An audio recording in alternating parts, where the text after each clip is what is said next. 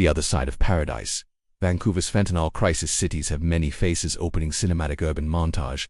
Gentle, ambient music. Cities have many faces. They sparkle with prosperity, hum with energy, and shine with promise. But behind every glittering skyline, there is a shadow. And today, we take you into that shadow. This is Vancouver, British Columbia, often ranked among the top 5 cities in the world to live in. A land of lakes, forests, mountains, and freedom. A place where people jog along seawalls, sip coffee on sunny patios, and breathe some of the cleanest air in the world. But just a few blocks from this postcard image, something else is happening. We're heading into Downtown Eastside, where the true face of a crisis comes into view. A face carved by addiction, poverty, and a drug that kills faster than any before it, fentanyl. Chapter 1. Welcome to Downtown Eastside. Cut to busy intersection, graffiti-covered walls, makeshift tents. This is not a war zone. This is not a third world country. This is Canada. Just a few blocks from the heart of Vancouver's financial center, the streets of Downtown Eastside tell a story of collapse. The sidewalks are lined with tents, bodies, broken glass, and there's a name that echoes through these alleys. It's a street cocktail of fentanyl and xylazine and animal tranquilizer. The mix eats flesh, rots tissue, and clouds the mind. But the people here don't call it that. They just call it relief. Because for many, it's the only escape from the pain of reality. Chapter 2, $5. Handheld footage. A man in a hoodie near a doorway. They call him $5. Why? Because that's the going rate for a dose of death. He sells drugs, fentanyl, Tranq, heroin, whatever someone asks for. The police drive past. They don't stop.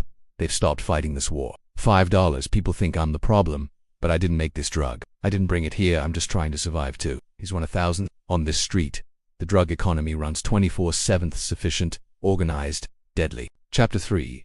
Safi. Supply. Controversial lifeline. Footage. Clean clinic with bright lights. Sterile syringes. White coats. In most countries, handing out heroin would get you arrested. But here in Canada, the government is trying something radical. It's called Safe Supply. Under this program, addicts receive controlled doses of opioids like prescription fentanyl, hydromorphone, or even heroin, all administered under medical supervision. Why? Because people are dying anyway. If they're going to use, let them do it in a way that doesn't kill them on the first try. Nurse at Safe Supply Clinic. It's not about encouraging addiction. It's about reducing harm, keeping people alive long enough to get help. Critics call it enabling. Supporters call it humanity. The streets of Downtown Eastside are the battleground for this experiment in modern public health.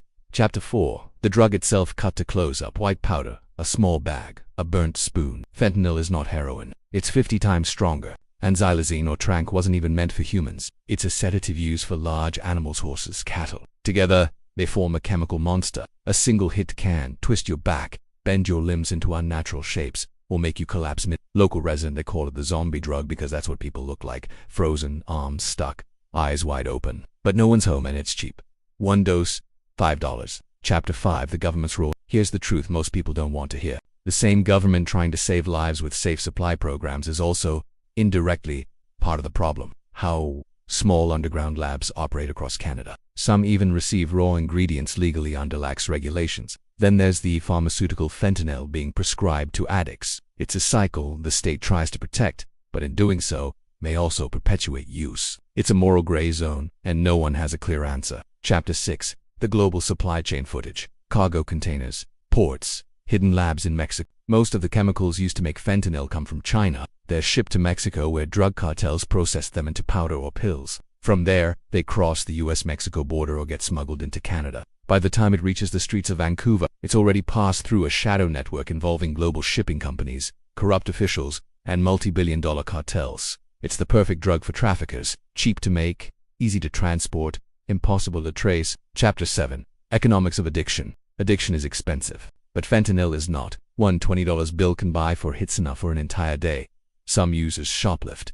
Others steal copper wire. Many resort to sex work or live on food bank donations. Meanwhile, some local businesses have boarded up their doors. Security costs have skyrocketed. Shoplifting has become so rampant that opening during the day is considered a liability. Store owner. We get broken into 3-4 times a month. You call the cops. They don't even come anymore. Chapter 8. Crisis Management.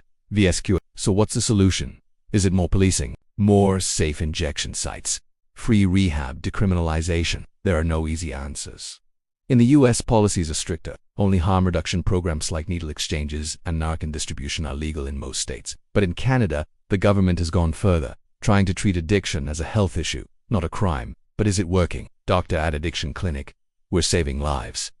That's much harder, but curing people. Chapter 9, The Human Cost Footage.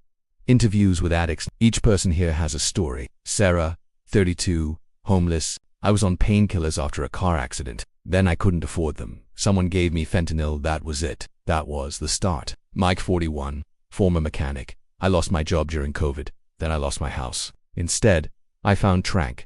They are not evil. They are not lazy. They are sick, trapped in a chemical dependency they never asked for. Chapter 10, A Divided City. Yoga studios, overdoses, desperation, tech startups.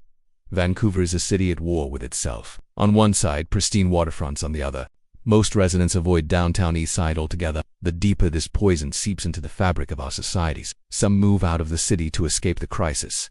Others look the other way. But the truth is, this isn't just a Vancouver problem. It's not even just a Canadian problem. It's a global epidemic. The tents continue, and the longer we pretend it's someone else's issue, the smell burns your nose. Chapter 11, The Final Walkthrough. People lie motionless on the concrete. We've walked over 3 blocks now. Still, over 10,000 people live like this in this neighborhood alone. Some are beyond help, some are waiting for help, and some are helping each other, but all of them are part of a system breaking down. Chapter 12, Hope or Hell. This is Vancouver. This is also Canada. This is also what the future of every major city might look like if we're not careful. But there is still hope. Every time Narcan brings someone back, every time a user checks into detox, every time someone chooses to live. That is hope. We must not lose that. Closing uplifting but somber music fades in. Cities have many faces. Some we proudly show. Others we try to hide. But you can't solve a problem you refuse to see. Now you've seen it, share it. The question is, what will we do about it? If this story moved you, talk about it. Break the silence. Support local organizations that offer real help. Reach out, stay alive. And if you or someone you love is struggling with addiction, help is out there. Sponsored segment. A huge thanks to Epidemic Sound for supporting this educational documentary. Their platform offers the largest library of royalty-free music and sound effects. Now with Epidemic Voices pre-recorded professional voiceovers for creators like you. Click the link in the description to subscribe and support content that matters. To the over 100,000 lives lost to fentanyl in North America, this story is for you.